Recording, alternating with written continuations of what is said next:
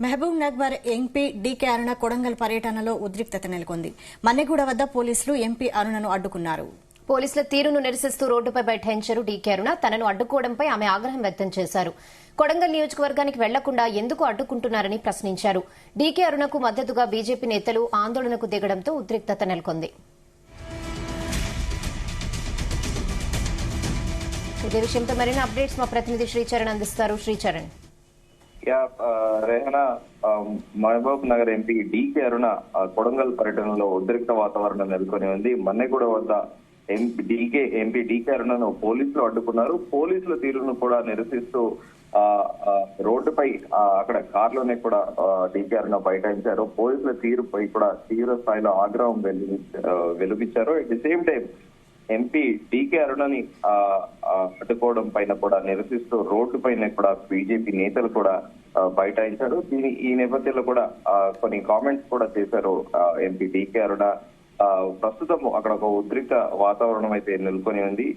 At the same time ఆమె పోలీసుల పైన తీవ్ర స్థాయిలో ఫైర్ అయ్యారు. నేను ఎంపీగా నా నియోజకవర్గంలో నేను పరామర్శించొద్దా, నేను ఎంపీని నేనేం తప్పు చేశానని అడ్డుకుంటున్నారో మొదలు చెప్పండి అంటూ కూడా ఆమె తీవ్ర స్థాయిలో ఫైర్ అయ్యారు. అట్ ది సేమ్ టైం ముఖ్యమంత్రి గారి వల్లే జిల్లాలో లా అండ్ ఆర్డర్ సమస్య వచ్చింది. నేను జిల్లా కలెక్టర్ ను కలిసేందుకు నేను మా బృందం వెళ్తున్నాము. నేను నా నియోజకవర్గంలో నేను ఎక్కడికైనా వెళ్లే హక్కు ఉంది నాకు అంటూ కూడా పోలీసులతోని తీవ్ర వాగ్వాదం చోటు చేసుకుంది. At the same time MP DK Aruna కూడా తీవ్ర స్థాయిలో ఫైర్ అయ్యారు. తన సొంత నియోజకవర్గంలో ముఖ్యమంత్రి Revanth Reddy law and order control చేసుకోలేకపోయారంటూ కూడా సంచలన వ్యాఖ్యలు చేశారు. మేమేమైనా లా అండ్ ఆర్డర్ బ్రేక్ చేసే పని చేయడం లేదు కదా అంటూ కూడా ఆమె పోలీసుల పైన ఫైర్ అయ్యారు. కలెక్టర్ ను కలుస్తామని అపాయింట్మెంట్ తీసుకున్నాము, అపాయింట్మెంట్ కూడా ఉంది అంటూ కూడా ఆమె తీవ్ర స్థాయిలో ఫైర్ అయ్యారు. ముఖ్యమంత్రి రేవంత్ రెడ్డి వల్లనే లా అండ్ ఆర్డర్ ప్రాబ్లం వచ్చింది, మొదట ముఖ్యమంత్రి రేవంత్ రెడ్డిని అరెస్ట్ చేయండి అంటూ కూడా ఆమె సంచలన వ్యాఖ్యలు చేశారు.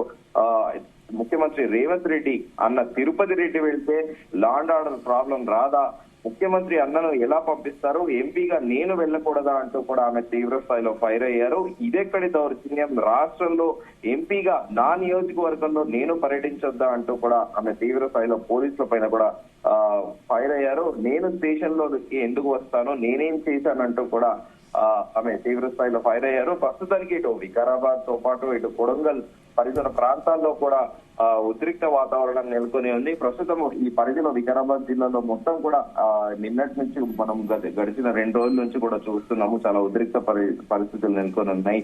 నాటకీయ పరిణామాలు కూడా చోటు చేసుకుంటున్నాయి. నిన్న చేవెళ్ల ఎంపీ కొండా విశ్వేశ్వరరెడ్డి కూడా అక్కడికి చేరుకున్నారు. తాజాగా ఈ రోజు మహబూబ్ నగర్ ఎంపీ డీకే అరుణ కూడా అక్కడికి వికారాబాద్ కలెక్టర్ తో అపాయింట్మెంట్ ఉంది, నేను వెళ్లి కలుస్తాను అని అంటే ఆమెని పోలీసులు అడ్డుకోవడం పైన కూడా ఆమె తీవ్ర స్థాయిలో ఫైర్ అయ్యారు.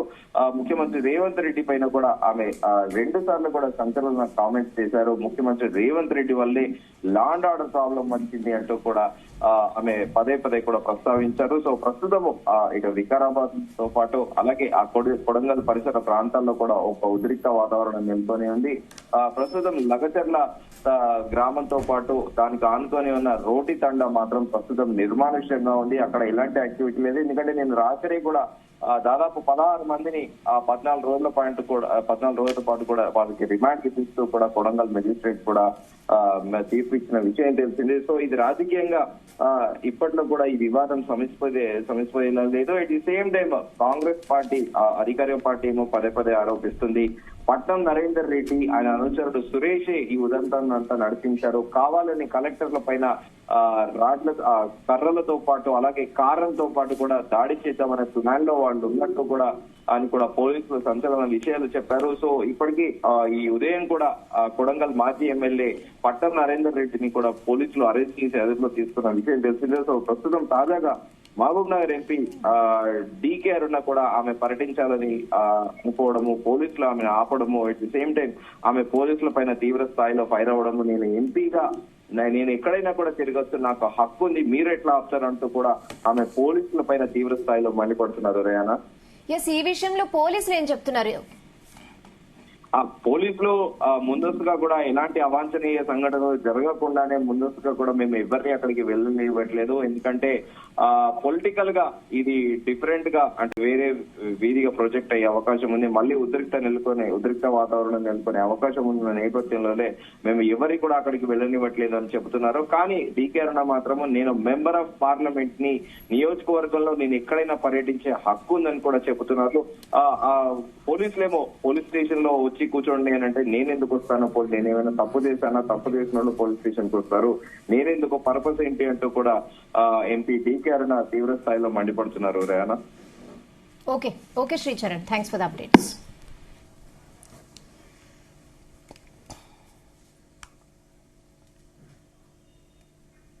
పెళ్లి చేసుకోవద్దని చెప్పిన ఏమైనా ఇప్పుడు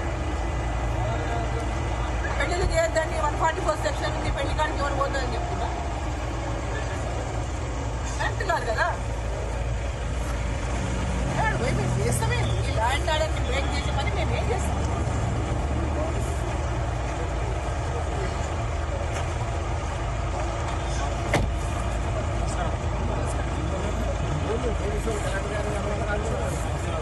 కలెక్టర్ గారు కూడా 144 సెక్షన్ ఉన్నాడు.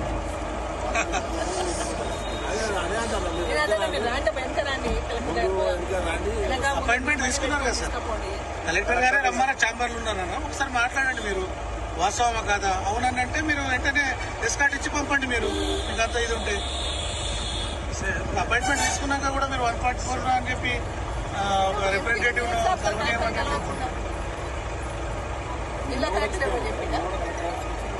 డిస్ట్రిక్ట్ మెజిస్ట్రేట్ ఆయన చెప్పిండా రావద్దు, అరెస్ట్ చేయండి మేడం అని మీరు అడగండి. కలెక్టర్ గారు ఇప్పుడు కలెక్టర్ గారు కనుక ఎంపీ గారికి నేను ఒక ఫోన్ మాట్లాడితే అయిపోతుంది కదా. కలెక్టర్ గారు మాట్లాడండి.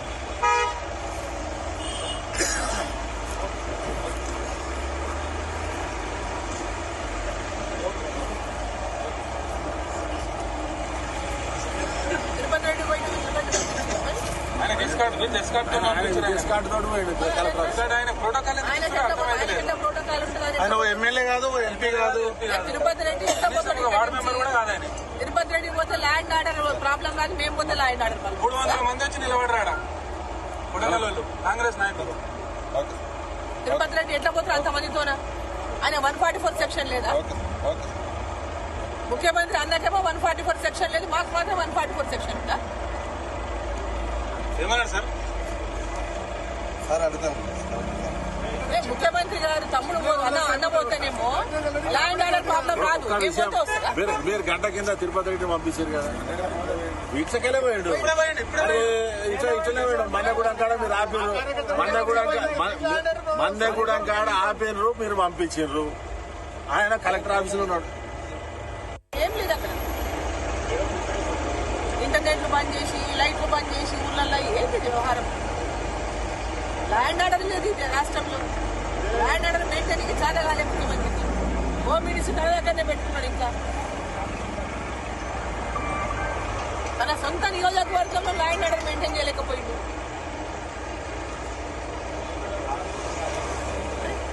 ఎక్కడేమో మేము పెళ్లిళ్ళకి పోవద్దు, మా కార్యకర్తల పెళ్లిళ్ళు ఉంటాయి, పెళ్లిళ్ళకి పోవద్దు అంటే ఇట్లా మీరు ఖచ్చితంగా పోతాం కదా, ఎట్లా పోకుండా ఉంటాం పెళ్లిళ్ళకు పోమా? అలా పెళ్లిళ్ళకు కూడా పోతాం. ఇది ఎక్కడ నియంత్రితమయ్యా నాకు అర్థం కాదు. ఎంపీగా నా కార్యకర్త పెళ్లి పిలుస్తుంటే పెళ్లికి పోద్దంటే ఎట్లా మీరు? 144 సెక్షన్ పెళ్లి చేసుకోవద్దని చెప్పిన ఏమైనా ఇప్పుడు పెళ్లిళ్ళు చేయొద్దని 144 సెక్షన్ ఉంది, పెళ్లి కాడికి ఎవరు పోతుందని చెప్తున్నా కరెక్ట్ కాదు కదా. మేము చేస్తామే ఈ ల్యాండ్ ఆర్డర్ని బ్రేక్ చేసే పని మేము ఏం చేస్తాం.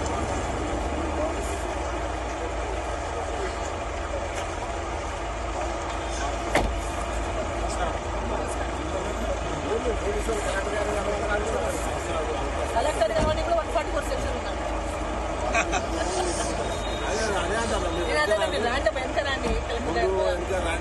అపాయింట్మెంట్ తీసుకున్నారు కదా సార్, కలెక్టర్ గారే రమ్మన్న ఛాంబర్లు ఉన్నారన్న, ఒకసారి మాట్లాడండి మీరు, వాస్తవమా కాదా.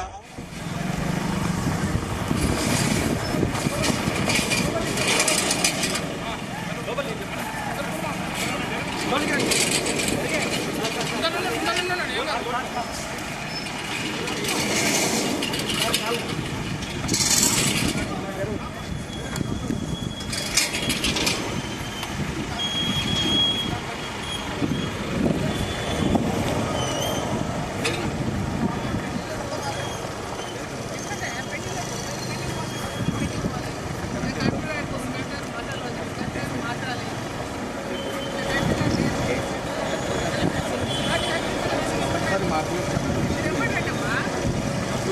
మీరు ఎమ్మనండి, మీరు ఎమ్మడి ఫాలో కండి, కలెక్టర్ గారి దగ్గర పోయేదానికి మీరు రండి. ఫాలో కండి ఎమ్మడి.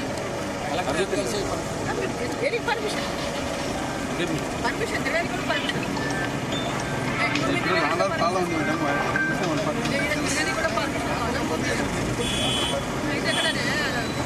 ప్రజాస్వామ్యం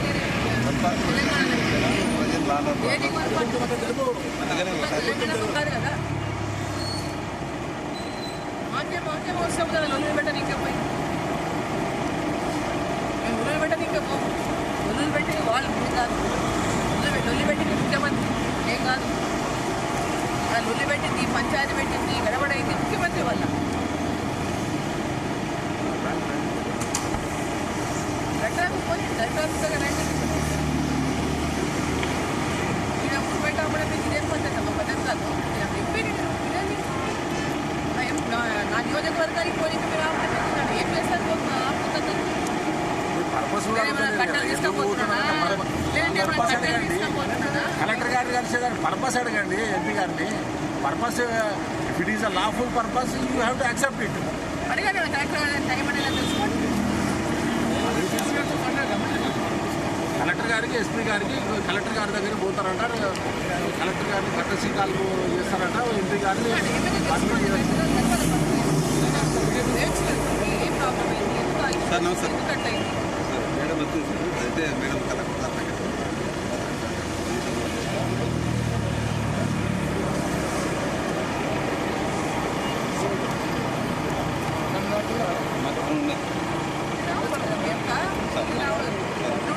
మీరు అంతా పని చేయొచ్చు. మీరు ఎస్కార్ట్ చేసి తీసుకపోవచ్చు. వాడు ఏం చేస్తాం మేము? కట్టలు, రాళ్ళు, రప్పలు, తుపాకులు పట్టుకపోతున్నామా? ఏమైనా తుపాకులు తీసుకపోతున్నామా? కట్టెలు తీసుకపోతున్నామా? ఏమైనా ఇంకేమైనా మోసుకపోతున్నామా? బాంబులు తీసుకపోతున్నామా? ప్రసంగాలు కూడా ఏం చేయము. ముఖ్యమంత్రి గారు రెచ్చగొట్టే మాటలు మాట్లాడారు. ముఖ్యమంత్రి జరగండి.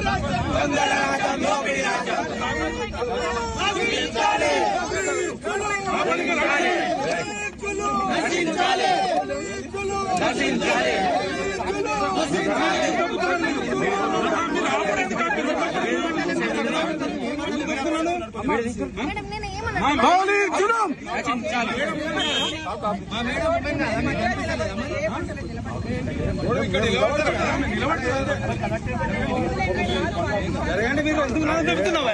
ఎందుకు చెప్తున్నాను?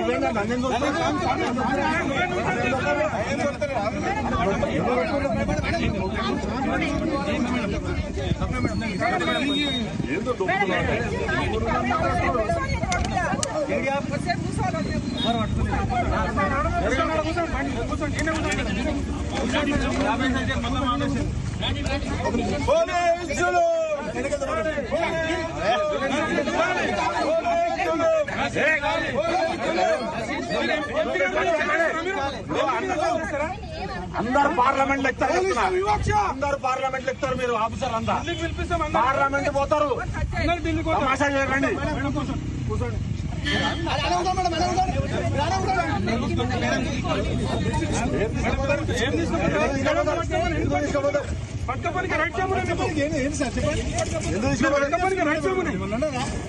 ఎందుకు తీసుకోపోతారు? పోదామన్నారు, ఆపిరు, ఆగినాం. మీరే ఆపారు. చేస్తున్నారు. ప్రశాంతంగా పోయేటోళ్ళని మీరు ఆపి కలెక్టర్ ఆఫీస్ అని చెప్తారు.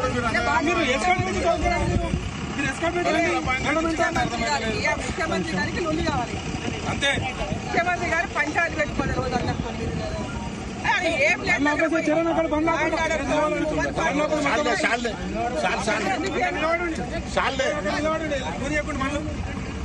కూర్చోండి, ఇక కూర్చోండి. చాలు అది బండ్లకి కొంచెం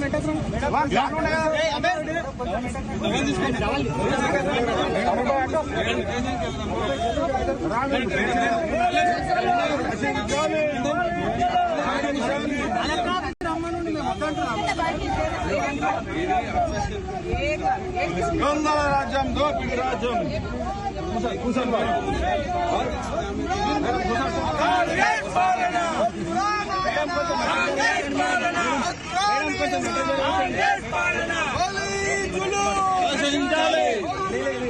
నశించాలి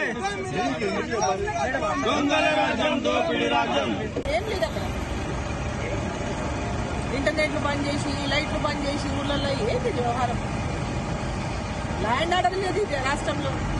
ల్యాండ్ ఆర్డర్ మెయింటైన్ చాలా కాలే ముఖ్యమంత్రికి. హోమ్ మినిస్టర్ తన దగ్గరనే పెట్టుకున్నాడు. ఇంకా తన సొంత నియోజకవర్గంలో ల్యాండ్ ఆర్డర్ మెయింటైన్ చేయలేకపోయింది.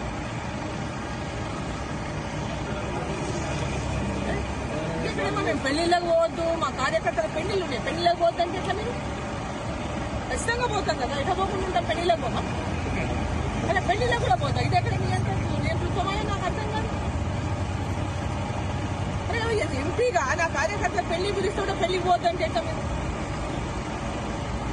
144 సెక్షన్ పెళ్లి చేసుకోవద్దని చెప్పింది. ఏమనేది?